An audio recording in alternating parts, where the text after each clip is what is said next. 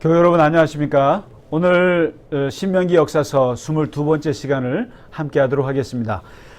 먼저 오늘 공부하기 전에 이제 지난주에 강의가 나가고 나서 댓글이 하나 올라왔어요. 거기에 이제 아주 흥미로운 질문이 이제 왔는데요. 아비아달이라는 사람이, 아비아달 아시죠? 아비아달, 이 사람이 누구냐면은 옛날 사울이 85명의 제사장을 학살한 사건이 있잖아요. 다윗을 잡으려고. 그때 이제 그 제사장 아히멜렉의 이제 아들입니다. 그러니까 다 죽고 혼자 살아남아서 다윗에게 가서 다윗을 평생 도왔던 제사장이 이제 아비아달이거든요. 근데 이제 아비아달이 그 다윗에게 있어서는 이제 평생 정말 충성스러운 그 신하로서 있었는데 마지막 말년에 그 왕이 계승하는 그 쟁탈전 아도니아냐 솔로몬이냐 이걸 놓고 이제 서로 싸울 때 아도니아 쪽에 줄을 섰다가 솔로몬이 왕이 되면서 이제 파면을 당했거든요. 그런데 이 아비아달이 2장에서 열왕기상 2장에서 파면 당했는데 왜 열왕기상 4장에 또 나오느냐, 이런 질문이었습니다. 아주 날카로운 질문인데요. 이제 제가 알아보니까 저도 이제 몰랐습니다. 근데 아비아달이 앞에 파면 당했고 4장에 나오는 거, 4장에 나와 있는 명단은 뭐냐면 그 당시 솔로몬의 내각 명단인 거죠. 부하들 리스트예요. 이건 무슨 말이냐면은 비록 시간상으로는 2장에서 파면 당했으니까 안 나올 것 같지만, 그러나 4장의 것은 솔로몬의 그 장관들 명단을 이제 쭉 하니까 이것은 이런 거죠. 만일에 뭐 어느 대통령 정부의 내각 명단이다 그랬을 때는 장관이 하다가 잘릴 수도 있죠, 도중에. 그러나 이제 전체적으로 명단에서는 그 이름이 그 기간 안에는 들어가 있는 거죠. 그런 것처럼 아비아달도 솔로몬에게 잘렸지만 솔로몬의 내각 명단에는 그 부하 신하들 명단에는 아비아달과 사독 제사장 이름이 들어가 있는 거죠. 그렇게 편집적인 의미로 보시면 좋을 것 같습니다. 물론 시간상으로는 파면이 됐습니다. 그러니까 혹시 복권된 거 아니냐? 아닙니다. 그런 의미는 아니고요. 이름을 성경에 보면은 이렇게 명단들을 이렇게 가끔씩 편집을 해 놓거든요. 거기에는 뭐 이제 같이 다 포함이 되는 거죠. 그런 의미에서 아비아달이 4장에 다시 나올 수 있었다, 이런 말씀 드리고요. 대답이 잘 됐는지 모르겠습니다. 오늘은 이제 솔로몬 마지막 시간으로 솔로몬의 이제 후반부에 다윗이 이제 쭉 잘 나가다가 밧세바 사건으로 이게 꺾였듯이 솔로몬도 이제 한 10장까지 잘 나가다가 이제 10장에서 이제 꺾여요.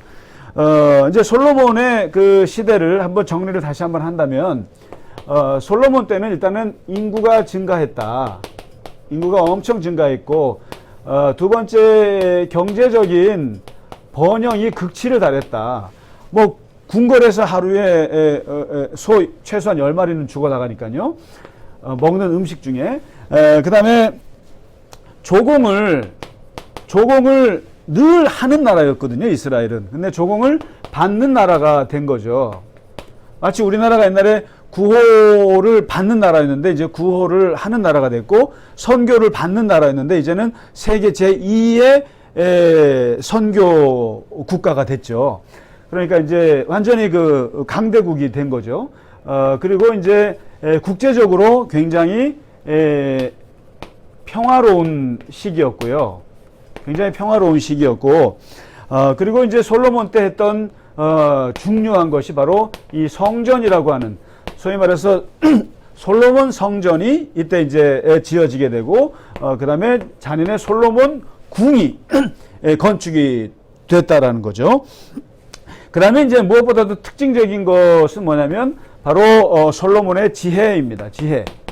근데 이 지혜가 단순히 개인적인 차원에서 끝난 것이 아니라 국제적으로 이 지혜가 유명해진 거죠. 쉽게 말하면 오늘날의 인플루언서가 된 건데, 잠언을 3000개를 쓰고 그리고 노래를 1005개를 작사를 한 거죠. 그리고 여러분 성경에서 구약 성경이 네 덩어리로 되어 있지 않습니까? 그 중에 이제 모세 오경이 있고, 그 다음에 역사서가 있잖아요. 역사서가 있고, 그 다음에 이제 예언서가 있고, 마지막 덩어리가 성문서라고도 하고, 이제 지혜서라고도 하는데, 여기에 뭐가 있습니까? 욥기가 있잖아요. 욥기가 있고, 그 다음에 시편이 있고, 그 다음에 잠언이 있고, 전도서가 있고, 아가서가 있지 않습니까? 근데 이 중에 무려 3개가 다 솔로몬의 이름으로 되어 있죠. 잠언, 전도서, 아가서. 이렇게 그만큼 이게 다 지혜서 이거죠. 그러니까 시편은 아버지 다윗의 이름으로 거의 다 되어 있고요. 그러니까 이 부자가 이제 그런 건데 이 지혜가 세계적으로, 그러니까 이제 국제적으로 인정을 받게 되고, 그러면서 많은 사람들이 진짜 솔로몬이 똑똑하냐 하고 한번 와서 조공을 바치면서 그 지혜의 말씀을 듣기를 원하는 사람들이 많았던 거죠. 이제 그 중에 한 사람이 바로 누구냐면은 오늘 10장에 나오는 유명한 이야기입니다. 바로 스바의 여왕. 이제 시바라고도 하고, 시바의 여왕이라고도 하고, 성경에는 스바의 여왕이라고도 합니다. 스바의 여왕이 솔로몬을 방문해서 만난 거거든요. 이 스바라는 나라는 어디에 있냐면은, 여러분, 여기 아프리카가 이렇게 있고, 그 다음에 여기 홍해가 있죠. 홍해가 있고, 여기 이제 사우디아라비아가 있지 않습니까? 이렇게 돼 있고, 여기 이스라엘이 있죠. 그러니까 여기 이스라엘이 있고, 여기 이집트가 있단 말이죠. 그리고 이제 여기에 이제 사우디아라비아가 있는데, 여기 남쪽에 예멘이라는 나라가 있어요. 요 홍해를 끼고 있고, 근데 바로 여기가, 그 다음에 여기가 이제 이집트가 있고, 여기 수단이 있고, 또 에티오피아가 있죠. 근데 바로 이쪽에, 예멘 땅, 이쪽에 있는 나라가 이제 시바의 그 당시에 악숨 왕조라고 하는데, 여기에 여왕이 찾아온 거예요. 그러니까 어떻게 보면 이제 무역에, 여기 홍해가 있으니까 굉장히 이제 그 당시에 국제 교류하고 무역하는 그런 중요한 나라가 이 스바, 이제 이 악숨 제국이 아니라 악숨 왕조, 여기인데, 이 여왕이 이제 찾아온 거예요, 솔로몬을 찾아왔는데, 이 이야기는 성경에도 있지만 코란에도 있어요. 그리고 코란에도 있고, 그 다음에 지금 에티오피아 전승에도 이 이야기가 있습니다.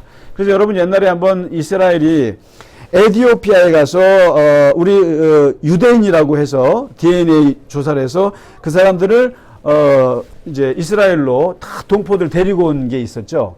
그게 뭐냐면, 이스라엘 가시면 이렇게 젊은 군인들 보면은 흑인들도 많아요. 근데 그 흑인들이 누구냐면은 에티오피아에서 온 사람들이에요. 다.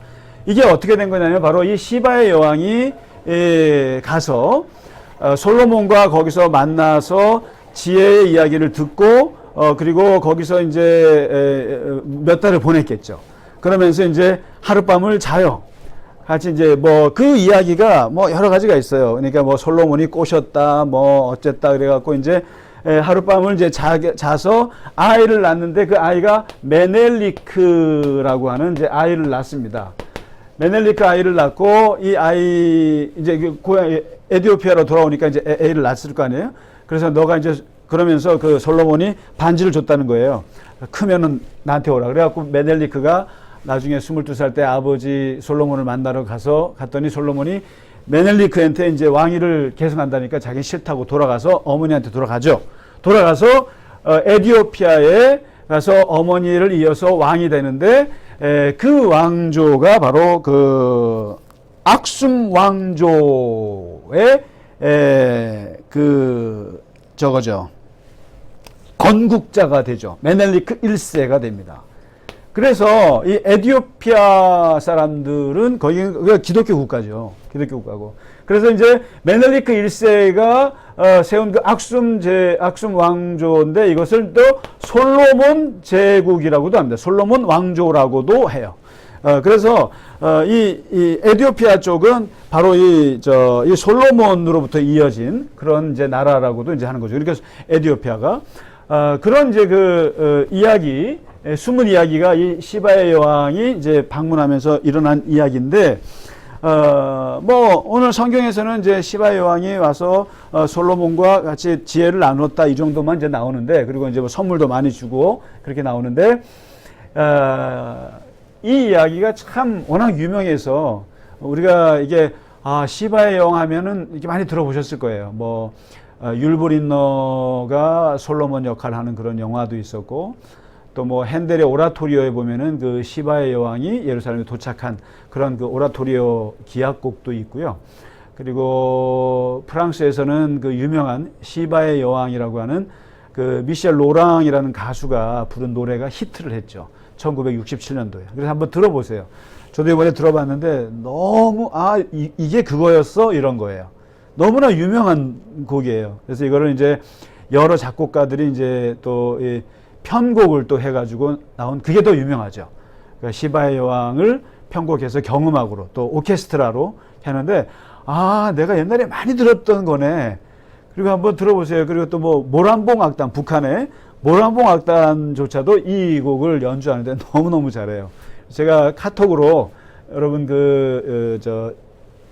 구글에 들어가 보시면은 거기에 나무 위키 시바의 여왕을 쳐보면 나무 위키에 보면 그 자료가 쭉 나오거든요.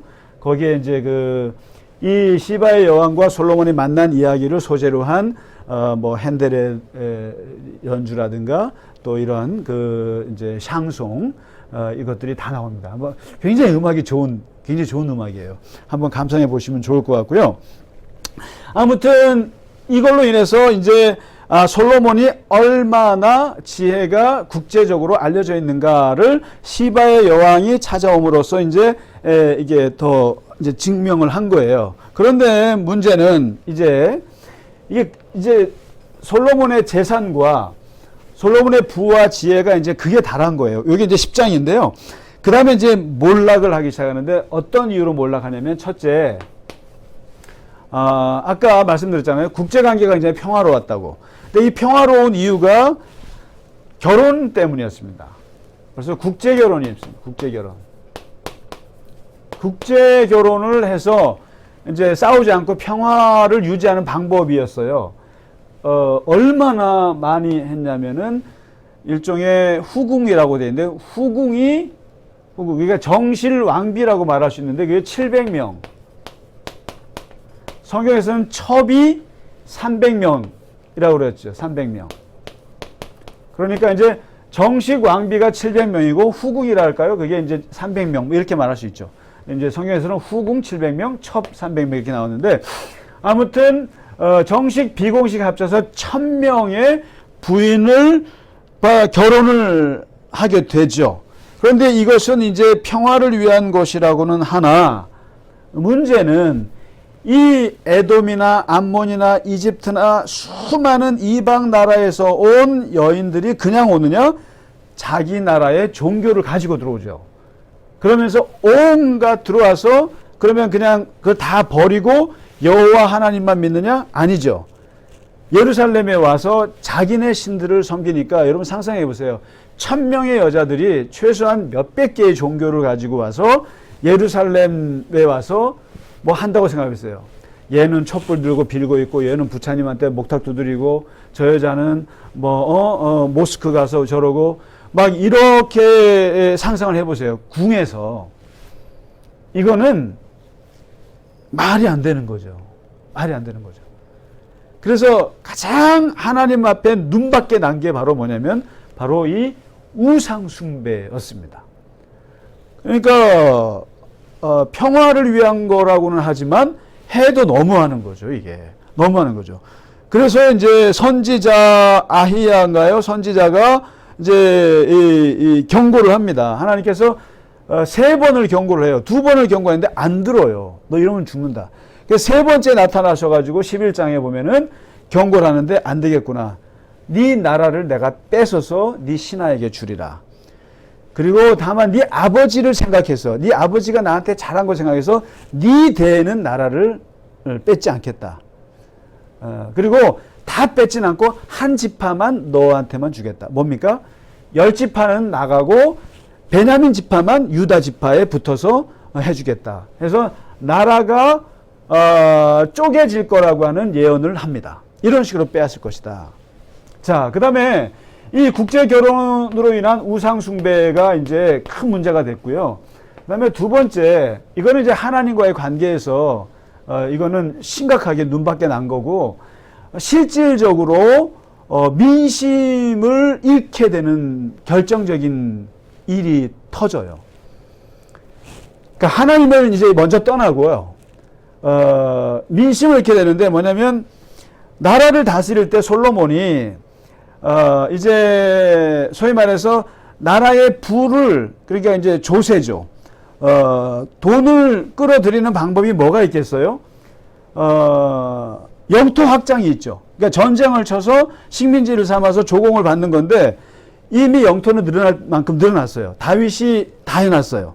그러니까 안 되니까 어떻게 하냐면은 증세를 해요. 증세를 해서 세금을 막 걷습니다. 생각해 보세요. 왕궁에 하루 먹는 음식 중에 소가 10마리씩 죽어나가고 양이 몇백 마리씩 죽어나가는데 그거 다 채우려면은 증세를 해야 되죠. 옛날 같으면 영토를 확장해서 하면 되는데 영토 확장할 건 없고 이제 증세 정책을 하죠. 그 다음에 아주 황당한 게 왕궁의 음식을 누가 책임지느냐?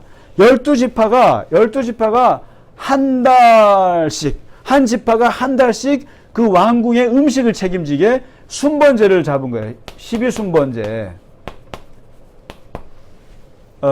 쉽게 말하면 교회에 밥을 먹어야 되는데 구역별로 책임을 지는 거랑 똑같은 거예요. 그러면서 1월 달에는 베냐민 지파가 책임져. 2월 달에는 에브라임 지파가 해. 3월 달에는 므낫세 지파가 해. 이런 식으로 하는데 문제는 유다는 제외. 환장을 노르시죠. 유다가 어느 지파입니까? 자기 지파죠. 자기 지파고 여러분 저번에 그랬잖아요. 130만 명의 인구 조사를 했는데 그중에 50만 명이 무려 유다 지파예요. 유다 지파가 메가톤급 지파예요. 쉽게 말하면. 그런데 걔네는 빠져. 그러니까 벌써 여기서 어떻게 하겠습니까? 반감이 소위 말해서 장난이 아닌 거죠. 이게 뭐예요? 사람이 사랑은 못 받아도요. 못 받는 것은 참아도 차별받는 건 못 참는 게 인간이에요. 근데 왜 12번 다 돌아가야지? 왜 너네만 빠져? 여기서 벌써 이제 사람들이 민심이 흔들리기 시작하죠. 그 다음에 증세하는 방법 중에 하나가 이제 돈이 없으면 노동으로 해라. 노동으로 해라. 그래서 이걸 이제 강제부역을 시키는 거예요. 강제부역. 그냥 노동으로 세금을 대신하는 거예요. 이런 돈 있는 사람은 증세하고 그다음에 12번씩 돌아가면서 지파별로 왕궁에 음식 차려주고 노동으로 사람들 그냥 강제부역을 해서 세금을 대신해서 그냥 건축하고 그리고 자기의 부를 계속 유지하기 위해서 이런 불합리하고 억압적인 정책을 솔로몬이 쓴 겁니다. 그러니까 어떻게 되겠습니까? 하나님을 떠났고 백성들은 솔로몬을 떠나기 시작하는 거죠. 솔로몬을 떠납니다. 점점점. 그러면서 이제 세 번째 뭐가 생깁니까? 이런 일이 생기면 항상 반란이라는 것이 가능하죠. 민심이 떠나가니까. 그러니까 여기서 이제 반역자들이 등장하는데 세 사람의 반역자가 등장합니다. 첫째, 하닷. 이 사람은 다윗 시대의 에돔 사람인데 다윗이 여러 나라를 칠 때 에돔을 또 학살한 적이 있어요. 에돔을 쳐서 전쟁에서. 그럴 때 살아남은 사람입니다. 그러니까 이 사람은 다윗 생각하면은 막 피가 거꾸로 도는 사람이죠. 그래서 이 사람이 다윗이 죽고 솔로몬이 왕이 됐을 때 반감을 가지고 이 사람이 그 애굽의 힘을 입어서 이제 반역 운동을 하게 되고요. 그 다음에 르손이라는 사람이 있습니다. 르손. 이 사람은 그 소바 사람인데 이때도 또 아버지 다윗 때 소바 사람을 죽였을 거 아니에요? 전쟁에서 죽일 때 그때 살아남아가지고 반감을 가진 사람입니다. 그래서 이 사람은 수리아의 왕이 돼서 계속 솔로몬을 괴롭히는 이제 경쟁자고 또 이게 반역자 이제 된 거죠. 반역자라고 할 것 없죠. 쉽게 말하면 이제 이방 족속이니까요. 오히려 그러니까 이제 그런 거죠. 일본이 우리나라를 쳤을 때 그때 죽었던 그 사람들이 이제 반감을 가질 수 있는 거고, 여러분 그 보면은 미국의 마피아를 저번에 한번 그 보니까 마피아 역사를 보니까 그 마피아를 이제 소탕하는 데 있어서 아주 그 결정적인 역할을 했던 그 인물이 그 줄리아니 여러분 그 뉴욕 시장이었지 않습니까? 줄리아니 검사였어요 보니까. 근데 그 줄리아니가 누구냐면은 그 사람도 이태리 사람인데 어렸을 때 부모님이 가난하게 살았는데 그 마피아들이 그 부모님을 굉장히 착취하고 빼앗고 힘들게 했던 그 경험이 있었던 거죠. 그래서 그 줄리아니가 자라면서 내가 이 이태리 출신의 마피아 조직을 내가 뿌리 뽑겠다 그래서 그 사람이 이제 엄청난 역할을 하죠. 마찬가지죠. 하닷이나 르손이 우리 아버지 때 그 당했던 다윗에게 당했던 것은 이제 솔로몬에게 이제 갚겠다는 거죠. 근데 이건 그럴 수 있어요. 근데 결정적으로 솔로몬의 옆구리를 찔렀던 가장 가슴이 아프고 가장 나라를 이제 그 뒤 흔들 수 있는 반역자가 나오는데 그 사람이 바로 여로보암입니다. 여로보암. 이제 많이 들어보실 겁니다. 여로보암인데요. 이 여로보암은 누구냐면은 외부인이 아니고 에브라임 지파 출신의 사람인데 이 사람이 그러니까 같은 이스라엘 사람이죠. 인데다가 솔로몬의 가장 측근 중에 측근이었어요. 그러니까 뭐냐면 솔로몬이 이제 그 다윗의 무너진 성읍을 수축할 때 그때 그 건설 감독관인 거예요. 감독관인데 너무 사람이 성실해서 너무 사람이 부지런해서 감탄해서 이 여로보암을 감독관으로 세워서 일을 시켰던 사람이에요. 그러니까 솔로몬이 아주 그 아끼던 부하인 거예요. 여로보암이.